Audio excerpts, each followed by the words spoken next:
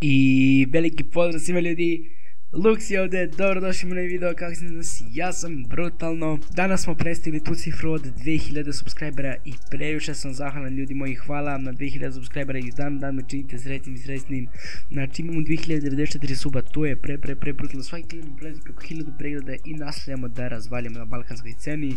Sada da ne zaboravim, pozdrav za Johnny i pozdrav za Ekhite, valjda se tako čita, znači Ekhite, veliki pozdrav za njih dvojicu, također sve veliki pozdrav sve što su mi zapratili na Instagramu. Ukoliko želite pozdrav zapratite na Instagramu, također da napomenem opet lačenje 14.11. u 8 časova na mom Instagramu, tamo ću proglasiti pobjednika, tako da znate da ne bude posle nekog zbunjivanja. Uglavnom šta se danas desilo, danas mi se javio jedan lik i napisao mi je brate, ja instant neću trade.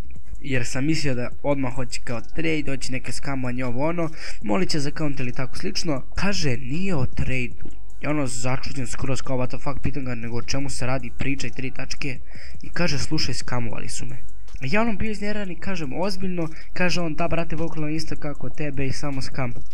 Kaže jedva sam kupio Battle Pass i oni me sjebu. Ja kad sam ovo pročito, uzeo sam odvadi telefon i odvalio sam ga od pod i jebote crko telefon i jebote otišlo 200 eura. Nebitno, ja ga pitam odmah ko je taj lik. Kaže na FB, dobro nebitno, rekao mi da blurujem. Uglavnom ja sam ga našao na Facebook i ja ću da popričam s njim.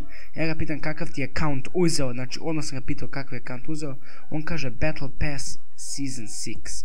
Dobro, ali rekao je lik da je jedva kupio Battle Pass, tako da ne želim da ga osuđem zato što je jako loš account, ali ako ga je jedva kupio njemu vjerovatno znači. Ja mu napišem slušaj evo ti zamjenski account dok ne rešim ovo, on kaže da voleo bi to. I ja mu pošljem ok evo ti i tu mu sve pošljem i napišem mu uživaj, ja ću realizovati nešto i rešit ćemo. On kaže hvala ti do neba, ja mu napišem opušteno uživaj s kinovima.